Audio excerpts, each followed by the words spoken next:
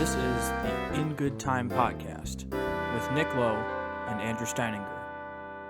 In this episode, we tackle a large group of topics, from student teaching to your first job. In part 2, we discuss edTPA. We cover general tips and advice for completing edTPA, as well as a more in-depth coverage of each of the sections. Joining us is Tony Valenti, educator and alumnus of Elmhurst College. Hello, everybody. Welcome back to another episode of the In Good Time podcast. We're going to be talking about edTPA and all of the goods, the bads, and the eventual relief of getting it done. We're joined today by Anthony Valenti. Tony is a teacher out in the suburbs of Illinois. If you joined us for our last topic, you'll have gotten to know him a little better. But why don't you welcome yourself and tell everybody a little bit about. For sure. So I am a band director based in Wheeling District 21 out of Cooper Middle School.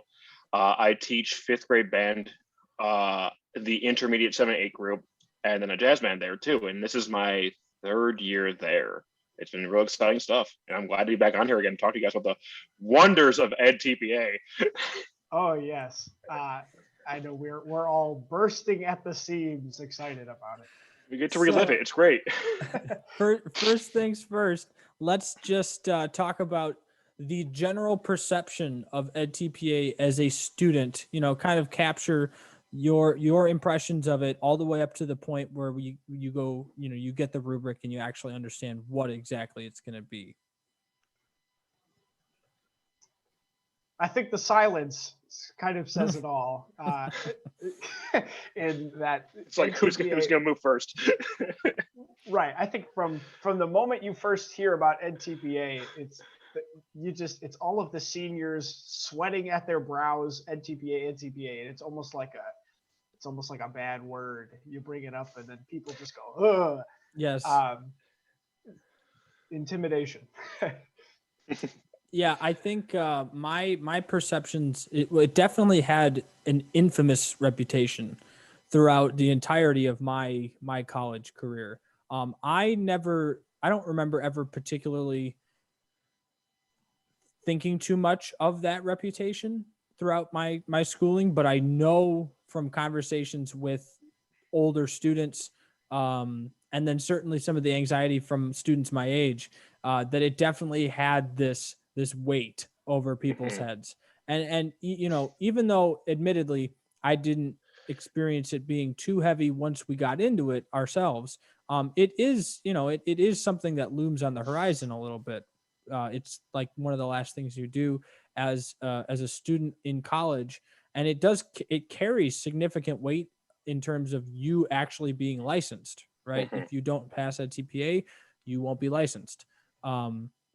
But I think as a young student, it's hard to divorce the emotional reactions to the assignment of edTPA versus the reality of what is actually, the work actually is.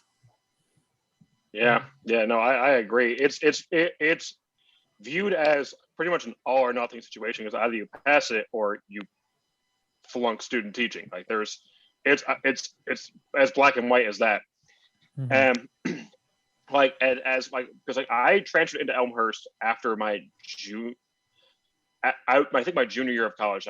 I was a third year in college when I got there, and I heard the big edTPA being talked about, how it was like literally the worst thing that you will ever do in your life ever. Like, it's just going to be just an 8-week process of nothing but just tears and sadness. It's just going to be you like stressing about it all the time. And then as you get closer, and when you get the rubrics in your hand, and you're like, oh, this is not as bad as I thought it would be. Like, it's tedious work. Don't get me wrong. Like, it is horribly tedious, but it's like, you're like, there's nothing on here I just don't know how to do. Yeah. I think the important part that we all learned is that when you're viewing edTPA from the distance, it can seem like a monstrosity. But when you actually start to look at it and break it down and take things in steps like you're supposed to do with large projects, right? It becomes much more manageable. Mm-hmm. Mm-hmm.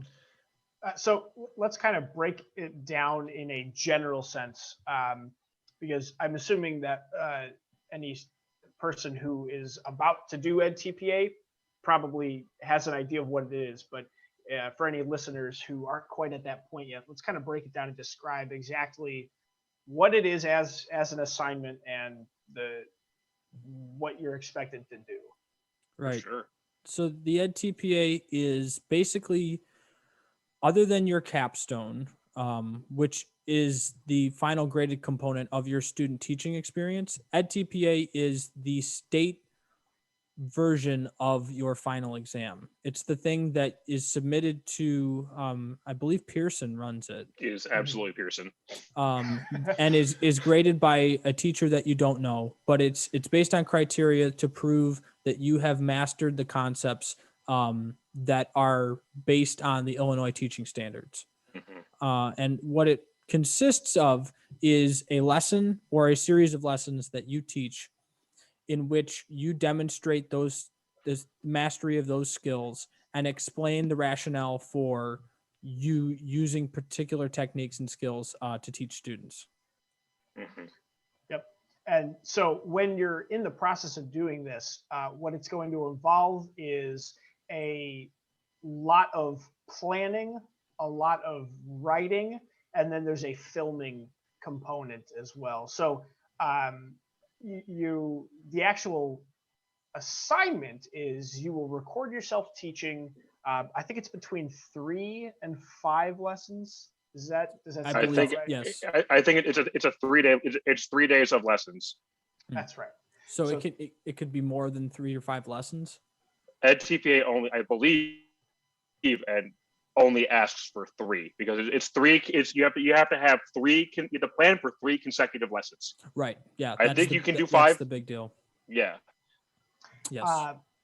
So once you've done your or established what you're going to teach, then you start working on there's a context for learning, and then there are 3 commentaries. The first one being the planning commentary, the second being the instruction commentary, final one being the assessment commentary.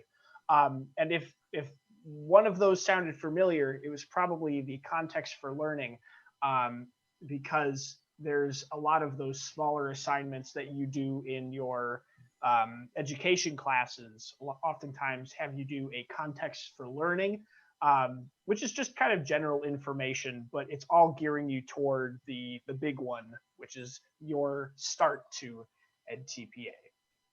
Hmm.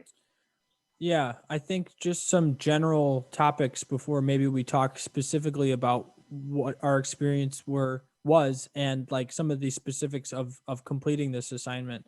Um, when you approach any big assignment like this, you got to understand that the people who are grading these things are looking for something, right? If there's a rubric involved, the people that assess your performance are looking for specific things.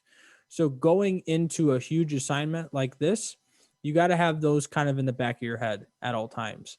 And in this specific case with that TPA, there are some common phrases that pop up in prompts and rubrics that you want to actually use in your writing. So your usage of language is very, very important when you address a topic like this. So the more that you can use the language of the assignment itself, the better off you are going to be communicating those ideas clearly to the people who are grading this. Absolutely. Mm-hmm. And 3 of those that are specific to music, because every teaching candidate does edTPA, and they look different. So a math one is going to be different than a music one. And for music, what they are looking for is constant reflection upon knowledge and skills in your lessons, contextual understandings, which is more of like the cultural, social, emotional, those kind of things. And the third one is artistic expression. So as you're writing, every single thing that you write about, you're going to reflect upon knowledge and skills, contextual understandings, and artistic expressions. Hmm. Yeah, and I think the big thing that gets inside a lot of people's heads is sometimes you feel like you don't understand those phrases yourself, right? Like why am I saying it like this? Why can't I, just say it the way I want to say it? You need to come before you even start like writing or mapping out your whole project. You need to come to understand what those three phrases mean to you, because if you can't explain how your lesson fits using those three phrases, you're not going to communicate the ideas to the person who's grading the edTPA. So for example, Nick, the first one was what again? It was knowledge and skills. Knowledge and skills. Right. So identifying what things you want your students to know, those are knowledge and skills. And it does not need to be complicated, right? It can be, I want my student to know how to play an E natural on their instrument, or I want my student to know what a staccato articulation looks like. And it can be specific. It doesn't necessarily have to be the student knows how to play an articulation. It can be the student is able to identify an articulation. So, and I know that's really kind of getting into the specifics of it, but starting to understand that you have the power here to decide how those terms are defined, and making conscious choices and being clear about your words when you write those things. Yeah, especially because you'll be referencing that throughout all three tasks. Like it's not just in task one. Like you are doing it in planning, you're doing it in instruction, you're doing it in especially the assessment part. That's where you bring it all together. It's like you don't just do it once and then never again. Like that's something you have to do. Like that's probably like 80% of your entire project is like acknowledging those three specific categories. Because if you're not doing that, then you're kind of missing the entire point of the assessment right there. Right. I felt like when I was doing the planning for my lessons, I felt like I had to plan and teach in a way that didn't feel natural, if that makes sense. So you kind of have to shift your focus to those main ideas. And as you're teaching it, as you're filming yourself, as you're giving feedback, like those three things need to be the top priority, even if it feels like, okay, really, if this was just a normal lesson, I feel like naturally we would go here so I could bring it back. Doesn't matter. You got to stick to those big three ideas. Right. Yeah. And I guess another big central concept of the entire thing that was drilled into my head is that your edTPA project, while you're writing it, it's not about you. Like yes. You need to write it as student centered. They don't care about Correct. what you're doing. They want to know how, like, especially when you reflect the end task too. I know we'll get there eventually. It's like they don't care at all about like, oh, I want to do this because I think I did this. Like, okay, cool, whatever. Like, what about the students though? Like, it's about them. Like, this whole thing is supposed to be student centered. So if you're writing about me, like, you're not going to get very far. And to kind of expand on what Tony said specifically, and I know I'm talking about language a lot, the language that you're using, but the way that they understand how you taught your lesson is primarily through what you write. So you need to be very clear about how you're using your phrases and how you're using your words to explain those things. So what Tony just said was, if you're explaining how you teach, right? Saying, I taught this lesson through the use of this because I found that it was the best teaching tool that works for me. That says nothing about what your students did. It says nothing about what the progress that they made, how they made that progress. You want to use your students as the primary driver of everything that you're talking about, because, and it's not necessarily the person that is reading your edTPA is interested in you growing, but they're not going to see your growth through your own description of yourself. They're looking to see your growth through your students' progress. And that's what they're looking for you to demonstrate in edTPA. Going off of the idea that it's meant to help you become a full teacher. one of the biggest bullet points that I remember hearing over and over was that it almost, if you make a mistake or you do something and it doesn't quite work out, they don't really care. They want to know that you realize that. And so the part where you do talk about yourself is in the reflection. So everything you're writing is how the students did. And then there is a spot where you reflect and then you say, okay, here's my side of what I did well, what I could improve on. Yeah, one more thing, and then maybe we can take an even more granular look at each of these segments here. I know a lot of people get really fixated on the recording part of edTPA because there is a technological component to it that you need to be able to facilitate. But keep in mind that is only, you can only submit, what is it, 3 to 5 minutes of a recording of you teaching? Up to 20 minutes. Up to 20 minutes. But that's going to be of multiple lessons. I think it's only 2. I brought my special. Look who's prepared. Yes, the whole binder. So I get an answer. As Nick checks on that, the point is, you teaching your lesson is important, and you need to do the best job preparing for that and making sure that's as clean and as close to perfect as you can make it, right? Barring, things that go wrong. But the focus should not be entirely on that, specifically recording, right? You don't want to worry too much about the recording has to be perfect. If you do a good job of explaining yourself in the written component of it, and you get a quality recording of you teaching, you're going to be doing just fine. Oh yeah, especially because the recording part is a third of the entire thing. There's still 2 other parts that aren't that you have to do. So it's yes, you want to, obviously, we all want to record the best possible thing to show off that what we can do, which is a good mentality to go in with. Obviously, no one's going to fault you for wanting to have a high quality recording, but that, what Andrew said, that can't be the only thing you think of. It just can't be, because you have to plan and you have to assess and evaluate. Right. One way to eliminate the stress of recording is to actually, if you're allowed to, depending on student permissions, just record as much as possible, right? And then you have a lot of content to pick from. And then the stress of having that recording going leaves because you've done it 100 times already.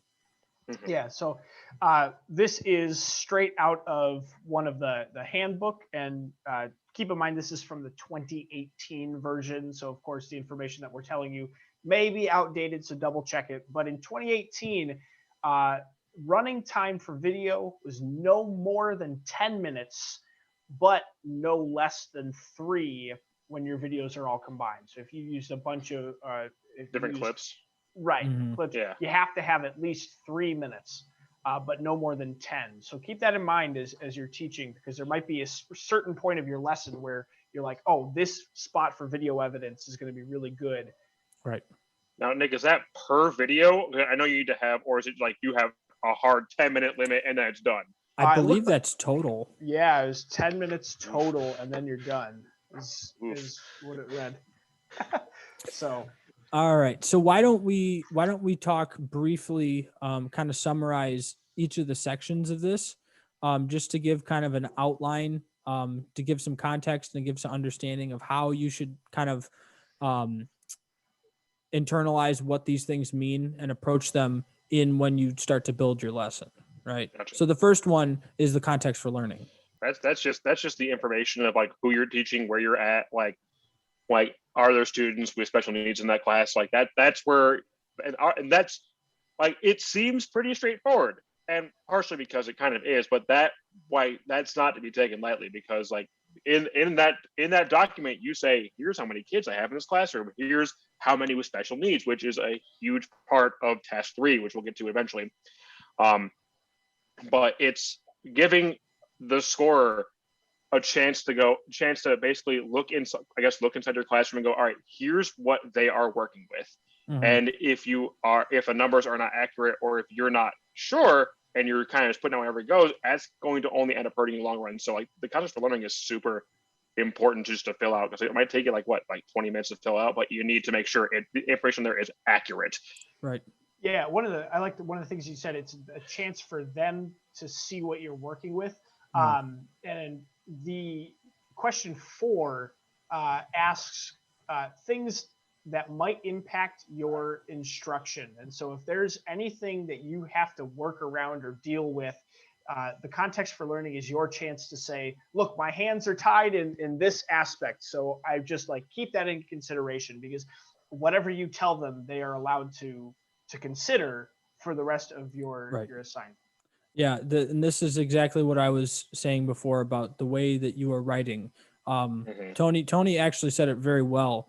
That it's basically, imagine that, the grader is looking through a window into your classroom. You have to be able to paint that picture in this section. If you leave details out of things that you struggled with in the classroom, they're not going to know that unless you put it in the context for learning.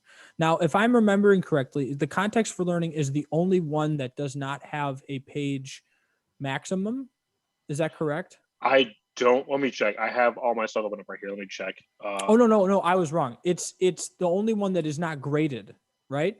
It's not scored, but it plays a hand in scoring. Right. So the point is, you don't necessarily have to be worried about specifics of what you need to put in there, but you do need to give the best picture of your classroom as possible. So when we were talking about using specific phrases before, you don't have to cover knowledge and skills and all those other things. But if you are not doing an accurate job of describing the students that you are going to be teaching, there's no way for that person to know what you're working with. And then the other part is that when the edTPA scorers go to score these things, they can't look back at previous sections. Isn't that true? No, they only take what's at face value in that task. So let's say if they were to go back, with the only exception being the lesson plans for looking for as for reference task 3, but other than that, what you put in task 1 or what you write in task 2, they're not going to go back and check your work in task 1. They're going to go, if it's not here, it's not here. Which is why it's very important for you to set the stage in the context for learning so that they know what they're looking at when you start getting more specific with your commentary later on. I think we've all got our things pulled up in the background. I've got everything. I'm ready to go. Is anybody having any post-traumatic stress? Oh, yes. From looking at your I did notice I was reading some of my answers and I was like, wow, I sounded very, very smart when I wrote this. I mustn't. Nick, I'm on the opposite, and I'm looking at my score report. I'm looking at what I wrote. I'm like, they scored me too high. There's no way. There's no way that was right. Oh man. But so, is there anything else about the context for learning that we wanted to kind of discuss before we move on to the task 1 proper? Mm-hmm. Good old planning commentary. Yeah, let's move on. Let's keep digging in as deep as possible. I guess before we dig into it, I know for all these there's a page limit, and I know for planning it's I think 9 pages you can go to. That's a hard page limit. So you don't, because obviously I know that I'm sure Nick and Andrew share the same sentiment. We could write for 25 pages on what we're doing for assessment, but that would take about roughly a year and a half to score if they're reading through 25 pages per candidate. Mm-hmm. And before we get into that, my advice to anybody who's doing this, get as close, especially for task 1, get as close to the page limit as you can, because that means you're being specific and you're actually clarifying and being clear. But that's just the way I view it. Yeah, to echo that, Tony's idea. So the page maximums, think about it like this. If you feel like you have said things in a concise way that you didn't, you're below the page maximum and you feel comfortable, that's fine. But these people are reading, it's basically an essay, right? They're reading an essay about your teaching. If you can give them more information that's relevant to explaining why you fulfilled the tasks that you were tasked to do, that's better. So if you should make your best effort to answer concisely, but also give them as much information as you possibly can up to that 9-page limit or whatever Yes. the page limit is for that particular section. I know that when we started the edTPA boot camp in January and we started really digging into the details, and we heard about these page maximums, my brain went, uh-oh, because writing is something that I'm a very, very slow writer. And for me, hearing that there's a page maximum, usually it's a page minimum, but in this case, having that was difficult. And so another suggestion is, if you are a slow writer like I am, or writing isn't something that you are great at, use your resources. You can have a work buddy, you can have people look at it. You just can't have, you can't have your professors. Your professors, is that believe professors and I believe co-ops, but anybody else is fair game. Right. So, work together with other student teachers as they're going through the same thing, especially for editing purposes. Yeah. You don't realize how something sounds necessarily until you read it out loud or somebody else reads it and sees what you're saying. Yeah. This is something that every college student struggles with, and that is making a process of this project. For sure. This is one project that and students do it and they'll continue to do it, but this is a habit that you should get into now, because it will help you in the future. Make it a process over time. Do not wait till the last second. I know there's a million people that will say the same thing, but this is a skill that is not just, it's not, something that a professor tells you because they want to feel good about themselves. Doing something over time allows you to make smart choices that aren't impacted by the stress of the deadline. And it allows you to revise, and it allows you to check, and it allows you to go back and reference other things that you may have missed. It's as soon as you get the assignment, you want to start either thinking about what you're going to write or putting things on paper, so that you can go back and say, you know what, I don't like that, I'm going to change that. And then you instantly have a better chance of getting a better score than if you just did it the night before, and you're just stream of consciousness writing. Which good on you if you're doing that, but please don't, like Andrew said, don't procrastinate. It's something you shouldn't procrastinate on. And something I want to echo with because if you're someone like me, because task one, and you two can disagree as much as you want, is probably the meatiest to write about, because there's just so much you have to talk about in 9 pages. And for me, I struggled with being concise and being specific. So what I did at first with task one was I ignored the page limit, and my first draft I think was 13 pages, because then you'll have a product there that you obviously have to revise, otherwise they'll just cut you off. But what I did then was I went through each of the questions and I started cutting out things like, oh, this does not need to be here, this is just super vague, cut that out, moving on. And I did that through the entire thing, and then I got down to under the 9-page limit, and I felt happier with what I had, because I had all those ideas I initially wrote, but just cut it down to size. That's something, if you're like me and you have a really hard time being concise, that is, I know it sounds like more work, and it absolutely is, but it does help 1,000 times over if you're just being that thorough.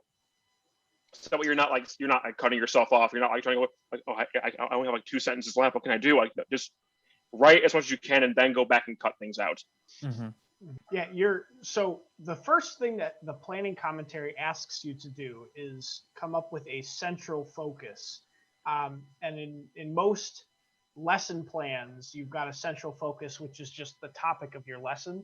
But this central focus is not just, I want the students to learn this. The central focus is kind of the whole, it's almost like the thesis of your entire edTPA assessment. And so within your central focus, define what you're going to do, and then give a little bit of context about it. Even if you're doing something very simple, like I did mine on articulations at the 6th grade level. So just staccato, legato, tenuto, and accents, which is something that whoever's reading this, they're a music teacher, they're going to understand. But give the context in your central focus of why what you're saying is an important concept for the students going forward, and so that it gives value to what you're teaching.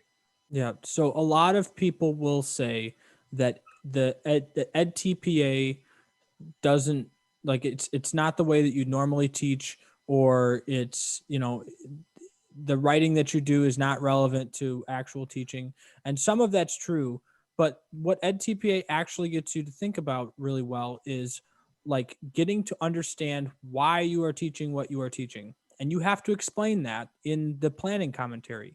So take your planning process seriously. I actually recommend that you plan out a lesson. Like, don't pay attention to edTPA at first. Plan out a lesson like you would plan out a lesson, and then go to the edTPA template and see where parts of your lesson map onto what they're expecting. And then, because the reason this is important is you believe in that lesson before you start doing the edTPA. You know what you're going to do, you know why you're doing it, and you can explain it because you made it. If you start the other way around, it feels like a foreign entity living in your brain, right? It feels like you have to make this edTPA lesson and you're forcing it on your students. Don't do it that way. Make a lesson for you first, and then see where you can fit that into their template. If you do that, I promise you will have an easier time writing about it because you already own that lesson versus the other way around. Right. Going off of that, of adapting it to you. Make sure to keep in mind that as you're starting to plan, you're adapting it to your co-op schedule as well. Mm-hmm. Ask them, when can I do this? What concepts are you going to be teaching at that point? Yes. Where can I fit in? So I was doing mine on articulations, which is at the 6th grade level, something that gets talked about, throughout the year constantly. But that's something I'd worked with my co-op to kind of figure out, hey, let's have you do this. My co-op told me a horror story of, I think it was either the year prior to me or the semester before or whatever, but apparently the guy had done his 6th grade level edTPA project on tritone subs. Oh, I remember that. Oh my God, I remember that. Holy moly! Yes. So if you're the kind of person who is do they sell those at Subway? Boy, howdy, not yet, do Andrew, I hope so. Not yet, but they will soon. But that all being said, make sure you're doing something that is age level appropriate, but also isn't going to make your co-op pull their hair out, because some co-ops are great about getting in and figuring out exactly what you need to do for edTPA, and some of them are hands-off, like, this is your assessment, you got to figure it out, I'm here in the background, I'll tell you what you can and can't do. So make sure that you're constantly talking to your cooperating teacher about what you need to do, what the expectations on you are, and what the expectations that you have that you need to do. Mm-hmm.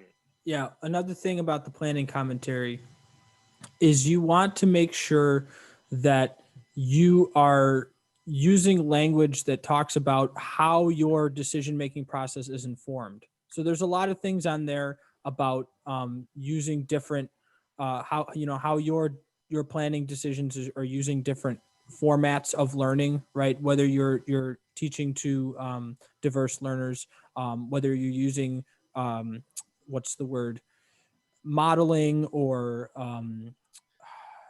the step, what's the name of it, sequencing, right? Whether you're using proper sequencing, you want to make sure that you're describing your process in an informed way. So think about describing a skeleton of something, right? Your lesson plan is the skeleton of your teaching, and you want to, in this planning commentary, you want to describe how you constructed that skeleton using best practices, right? Using knowledge that you know about your students, using knowledge that you know about the profession, using research, all of those things.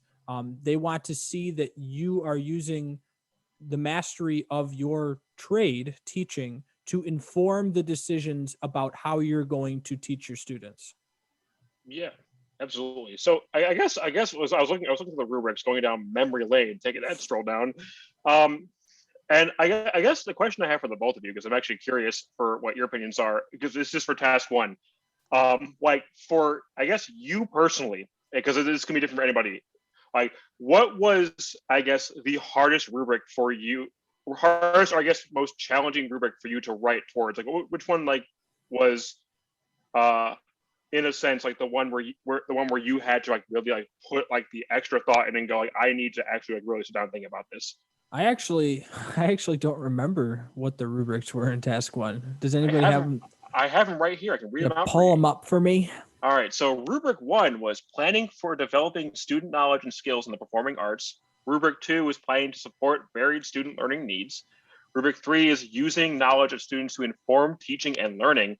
Rubric 4 is identifying and supporting language demands. And rubric 5 is planning assessments to monitor and support student learning. Yeah, actually, I think I'm going to half answer your question, half avoid it. The struggle I had was not with one in particular. It was in saying the same thing for all of them. That's totally fair. So the problem with the way that edTPA is worded often is some of the questions, not only do they have a lot of verbiage in them, there's a lot of words that you have to break down in the questions themselves, but you can run into an issue of just repeating yourself over and over again. And you will repeat yourself frequently, but you want to be careful about not saying the exact same thing over and over again. You have to tailor the same thing to what the question is asking. So obviously you're literally talking about your lesson, right? So you're talking about the same thing the whole time, but you need to be specific to what that individual question is asking you. Yeah, I don't know off the top of my head if I struggled with any of those in particular. But I do remember I had the hardest commentary for me to work through was the instruction one. Oh yeah. Yeah, I think that was probably. I guess I didn't answer your question and I answered a different one. But You're good. No, I was more or less curious because for me that one was rubric 2 because like that one is such a like wide because it's like planning support varied student learning needs. Like how do you concisely talk about how you're going to support a student with a learning disability as opposed to a student who's like ahead of the curve? Like how do you concisely do that? So that was right. For my thought process in asking the question, but both of you gave that's a very, very good point though, Tony, is you do need to be aware of those things. Like this is why I was talking about making that lesson plan before you apply it to this. And actually that's a situation where you might want to peruse some of those questions as you develop that lesson plan, because you do need to be aware of your students in your class. Like that your first priority is actually teaching your students something. You don't want to teach a lesson to the kids that has no meaning to them other than, this is my edTPA. Yeah. In fact, I kind of had fun with that with them. When I was going through student teaching, I told them, all right, guys, if this doesn't go well, I'm not going to be a teacher. It's over after this. I guess I should have been a little more careful because I think some of them actually believed it. I mean, it was a true statement. So, but how many of them actually go, is he serious or is he like, guys, he's going to get fired. Well, because then there's always the one student who's like, maybe I should. Oh man, I had a student actually look at the camera and say, hey, you should let him be a teacher because he's a good teacher. But if that's not proof, then what is? But that actually plays well into someone's advice. I forget who said it, was either Andrew or Nick, film beforehand. And you should always film because it's valuable feedback you can give yourself in your co-op, can look back on and look at. But if you're not going to do that, have the camera sitting wherever you're going to film, even if it's not on. They don't know that because after a while they're going to go, who cares? It's there, like whatever. Like they're not going to mess with it because that's the whole goal. Because if you have that up for the first time during edTPA, you better pray that they're on their best behavior, because they're gonna look at the camera and go, huh, how can I mess with this today? And like it's like, so like having this, even if you just have it out like in the room off, like they're not gonna care. Like then after a while, then like whatever. Yeah. Or you can have what Andrew did, like, hey, don't let him fail. He really needs this. Yeah, Right. always tell your students the truth, but don't be afraid to have a little fun with the truth. Right. So talking about filming and recording and the video stuff, that kind of leads us to the instruction commentary, which is task 2. Oh boy. task boy. 2. Task 2. Task Two. Yep, task Task 2, two. the instruction commentary, and this this commentary, like I was saying earlier, this was the hardest for me. This is also the one where you specifically like say, here's what the students learned, here's what took place at this timestamp in my video. So Like you actually have to do that. You have to put that in the commentary. Mm-hmm. right. But to kind of to just touch on one more video tip, have 2 cameras running in case one of them dies. You got the other one there. So This is Are you talking from definitely personal experience? This is a rule. This is a rule for life. This is something, a phrase I actually just picked up is 2 is 1 and 1 is none. Right. So Yeah. it's overkill to have 4 cameras going. You don't need to worry about having a full broadcast. But you're absolutely right, Nick. If you can have a duplicate of something, a redundancy of something, the likelihood of things going wrong is significantly less. Yes. right. And my other tip for this portion would be day 1 of talking to your co-op about edTPA. Ask them, can I hand out the permission slips to students today? And and then ask them if they can make it an assignment. So like if you say, can we make this 2 points to turn in? And then all of a sudden the kid has an incentive to actually go do it instead of just like, would you please sign this and have your parents say, okay? Yeah. You use your authority as an educator. Yeah. This is one of those situations where, you have the authority and you can use it. Like, Right. Yeah. Yeah, Exactly. absolutely. And the earlier that you give out those permission slips, it's not going to change the timeline. It's just of kids turning it in, because no matter what you do, there's going to be the one kid who's like just not turning it in until you film, and then they're still not turning it in, but it just lessens your anxiety about I've got 90% of them. I just have to chase down little Johnny or So there will be well, go ahead, Tony, because I'm going to jump right into the instruction commentary. I was just saying there will be kids who'll turn it in after you're done filming. So like it's best just to get that. Like honestly, the first day you get there, go, can I pass these out like today or tomorrow? Right. So the instruction commentary, basically for me, what it boils down to is you're actually providing a description of your videos. Think of it kind of like the description in a YouTube video in a way. Obviously there's a lot more that goes into it and a lot more, specifics, but I keep bringing this up. Your writing is the main form of communication between you and that grader. You're being mostly graded on your ability to write and your ability to explain your methods. Mm-hmm. So you're describing, using the prompts that they are giving you in the instruction commentary, what is in your video.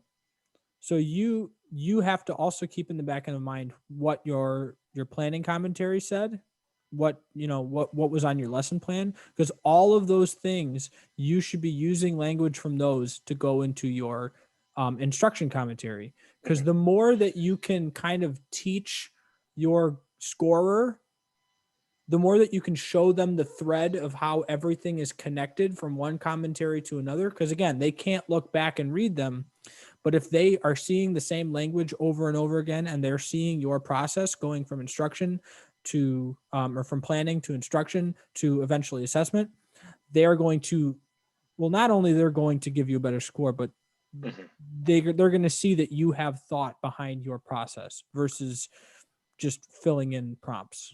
Right. It's almost like, all right, so go ahead.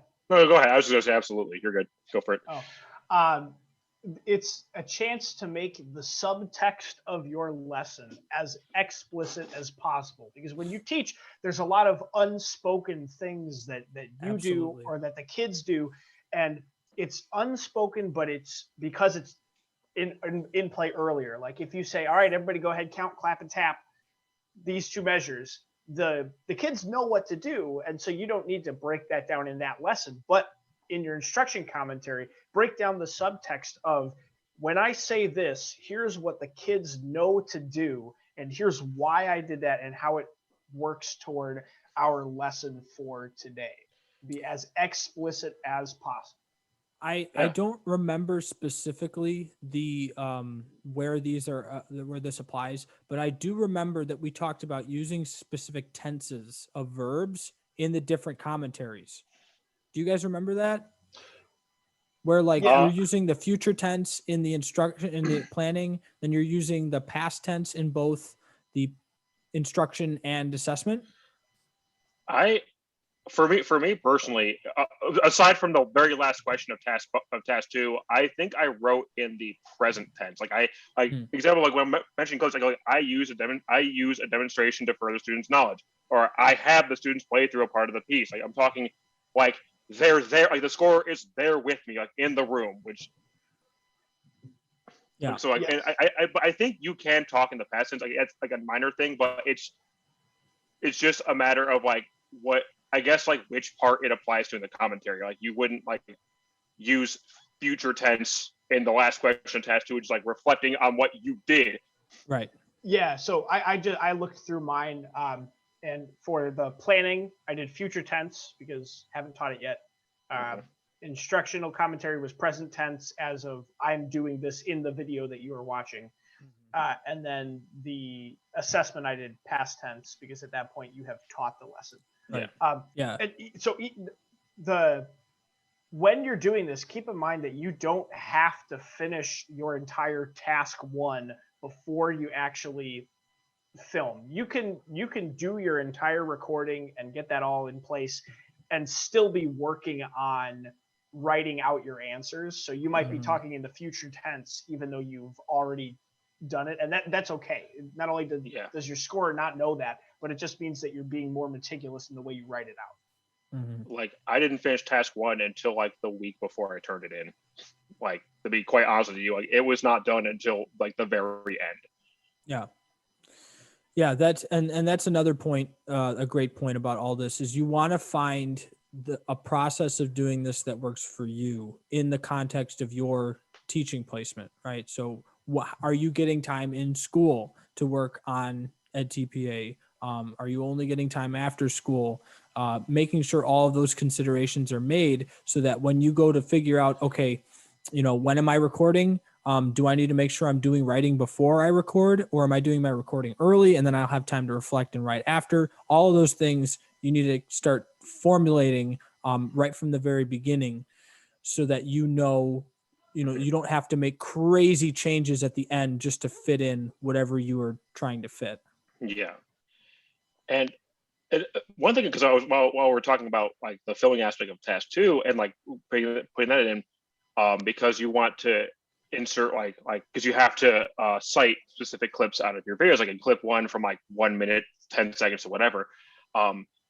Like for me personally, I think a total of 2 specific timestamps throughout the entire commentary. Like I'm not even joking. I think 2 specific timestamps because like, for example, like one of the questions, I believe, let me pull up my little cheat sheet here real quick. Yeah, for instruction, it's like promoting a positive learning environment and engaging students in learning. That can go hand in hand. So like there's no limit on like, it's not like the scorer's gonna go, oh, he's using the same thing like 15 times. Like what's going on? Like they're like you can use the same clip because like multiple clips demonstrate different aspects of what they're looking for. So like obviously you can use more, but like I only used 2 and I passed. So like there's no like minimum and there's no maximum of what you can do if it fits the bill. And you definitely did more than just pass edTPA. But so what Tony's point is here, and the point that's really important is if you have only two really strong examples of the thing that you are trying to describe in your instruction commentary, that's fine. But you need to make sure that you are using those examples in a way that supports your position strongly, that supports your description of your instruction, right? Finding those timestamps and supporting what's going on in that video, because what the instructor's doing is they're looking at what you're saying and they're looking at the video. They're not just going to watch the video without context. They're going to either read what you said and then watch the video, or watch them concurrently. And if you are not connecting with what you're saying with what's happening in that video, they're not going to know what's going on. Right. That being said, you can leave. You don't have to submit things that go wrong in your lesson. You do not. So for me, I taught a three-day lesson, and I had put a ton of attention to the third lesson. It was like where everything kind of comes together, and I was like, this is like where we really get to that idea. What's the second bullet point? Contextual understandings. I was like, this is my big one for this. And the kids just hated it. They didn't like, I remember that. Yeah. And which was surprising to me. I was going to have them like listen to some fun, like songs from movies that had just come out and stuff. And the kids just didn't want to do it. And I sat there and I thought to myself, okay, I can either like worry about me and this is something that I have to get done, so I'm going to force you to do this, or I can say, you know what, I don't have to turn this lesson in. Everybody put down whatever we were working on, go to measure 4, and just ran it like a normal lesson. Yeah.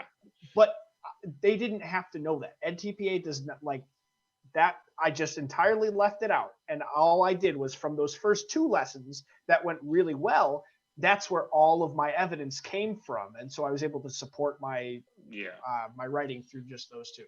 And there's something like that, because like I was in the room when Nick filmed his edTPA project. I was physically in the room with him, and me and my colleague Cindy Severino, we were talking, and like the way he handled that was well. And like again, like what he said, they're never gonna know unless they are in the room with you. Honestly, they're gonna go, all right, whatever. I guess he's just done with that now. Whatever, moving on. Like that's it. Because like I agree, like he had a good lesson, but like you said, the kids just did not care. Like they were just it was just not for them. It was to no fault of his, but it's just like sometimes my best laid plans just go out the window, and you got to adapt and adjust as you go.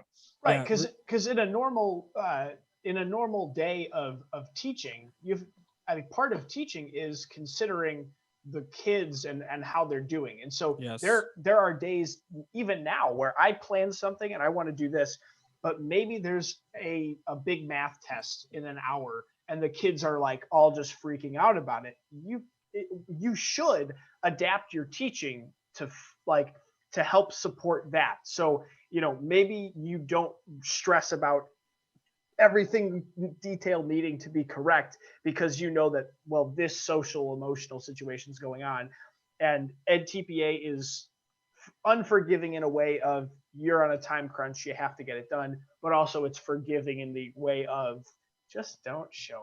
Just leave it out. Exactly. I think something that all of you people experiencing edTPA or about to experience edTPA need to understand and start to feel this is that you actually have all the control when you're doing this assignment, right? You have the power to make this exactly what you want to make it. You are submitting the stuff, you are planning the lesson, you are teaching the kids, you can choose what to write and what not to write. All of that is in your control. So start early with getting the idea out of your head that something is being imposed on you. I mean, it technically it is, right? You do have to complete this in order to be a teacher. But if you go into this thinking that like, I have to do this, and if I don't do things this way, I'm going to fail. You're going to make way more mistakes than if you went into it thinking, okay, I know kind of where this needs to go. So I'm going to try it this way. And if that doesn't work, okay, then I still need to accomplish this thing. So we'll try it a different way and I can adapt and overcome and make those changes. So why don't we transition now to this is the last one, right? The assessment commentary. Task 3. Yep. Task 3. since we've been talking about edTPA for nearly an hour. Woo. I guess with task 3, this is where everything really comes together. It's where like you, in a way, synthesize everything that you've done over the past 3 days. Well, I guess instructionally 3 days, in real time 8 weeks, but like it's everything you've done, and you try to put all together into one cohesive package. Like, did the students achieve what I had hoped to set out to, or did I miss the mark a little bit? Yeah, this is the point where you can be a little bit more free with what you're writing down, right? This is the more reflective component of everything. Not to say that you still need to pay attention to what the prompts are asking and using that specific language. But this is the point where you can say, this didn't go the way that I thought it was going to go, and this is how I changed instruction to suit the students' learning needs. Another important part about this section is you got to get really intimate with the data here. You want to make sure that you are using the data to benefit what you are saying, rather than you trying to claw at it and like shoehorn it into what you hoped that they want to hear. So take that data that you got, and data it could be anything. It could be numbers, it could be pictures, it could be whatever you use to assess your students. That's learning, that's data. But you got to make sure that you're specific with the examples that you show, and you're clear about your explanation of what's going on in that example, just like the instruction commentary. Yeah, when you're considering what you'd like to do for your entire edTPA project, start with the end goal in mind, and work backwards, just like how you'd plan a normal lesson. Okay, Yes. I want the kids to know how to articulate an accent correctly, and then you think of, okay, how am I going to get there? And you're going to do the same thing with this, because the assessment commentary, you have to provide data, and it's all about the end product, and so you have to show that in some way. So consider what type of assessment you want to do, whether that's a video or an audio, or if it's written. And most of what we do as music teachers is visual / oral. And so going into it, that can seem like the easiest thing to do.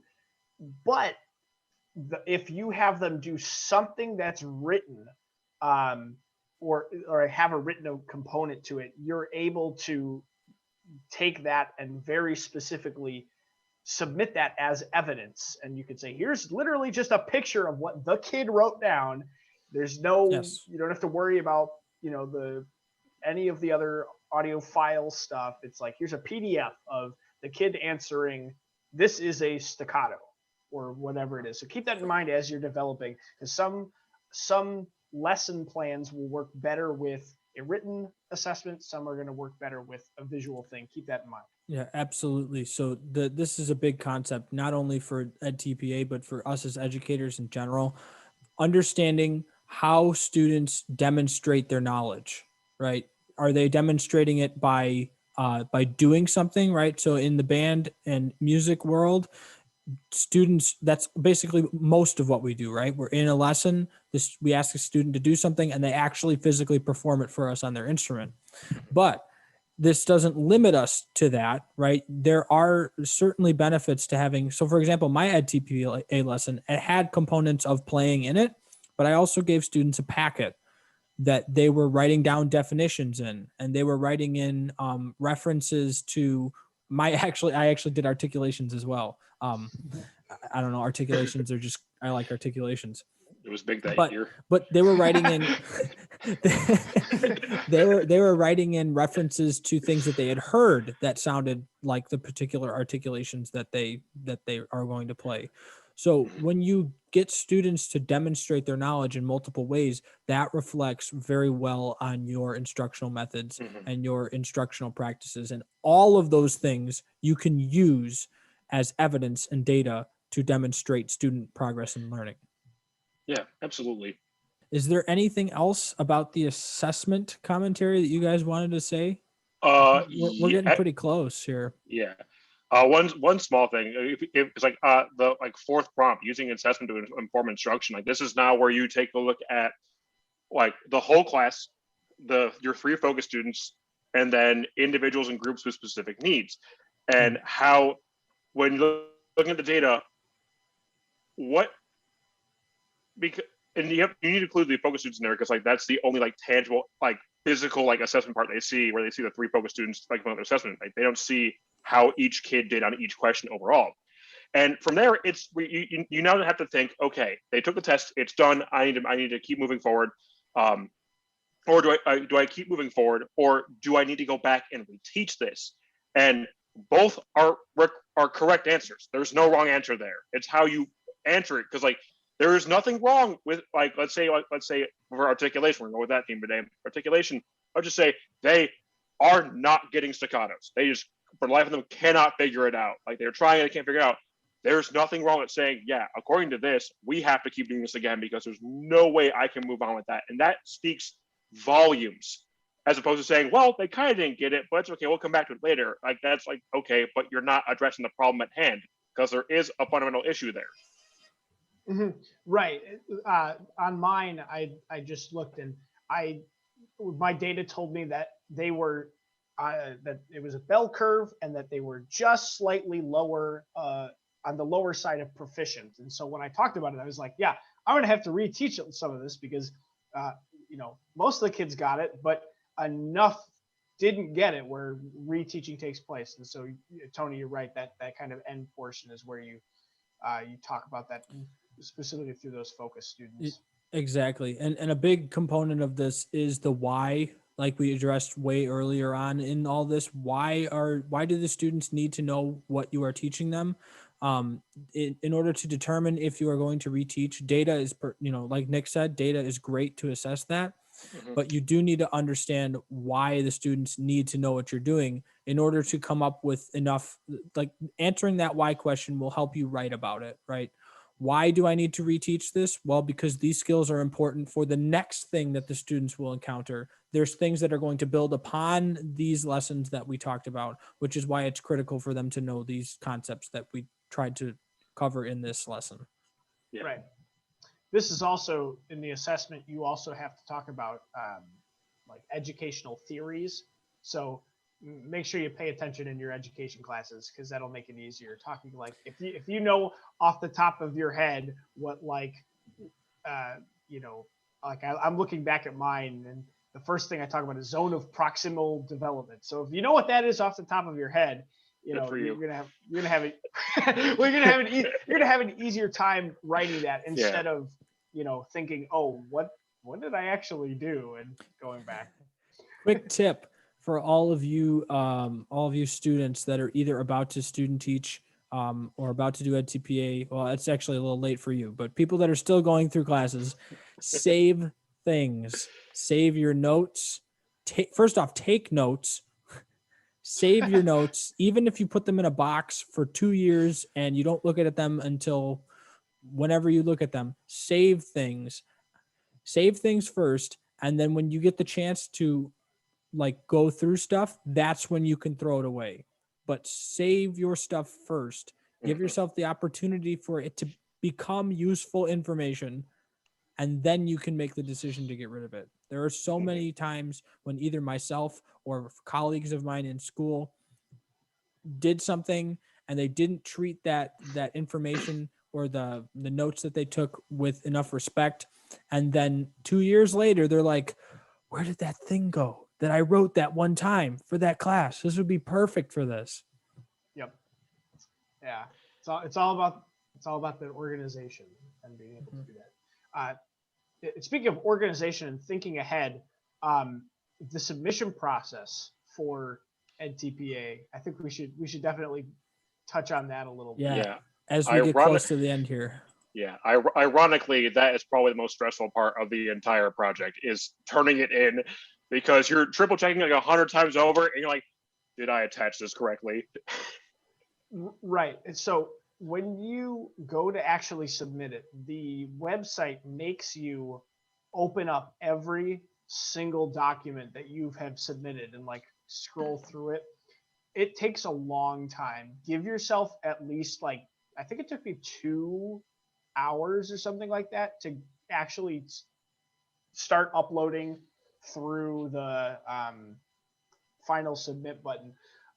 So if you are a person that is like, yeah, due tomorrow means due tomorrow, I'll turn it in then. No, you should be doing this like in advance, because if something goes wrong, you need time to go back and re-upload things. This speaks to something that I'd mentioned before, right? Get into the process of working on something. If you can start working on something as soon as possible, and if, you don't have to develop necessarily a schedule right away, although it's great if you do, but once you start working as soon as possible, you start to see the timeline of when the work could potentially get finished. Right. The more work you do, the better picture you have of when you'll be finished with the project. Mhm. So if you're getting close to crunch time, right, you need to make sure that you are factoring in exactly what Nick talks about, that troubleshooting margin of error, right, at the end there, so that that, well, first off, it's a weight off your shoulders to finish the thing, Mhm. finish writing.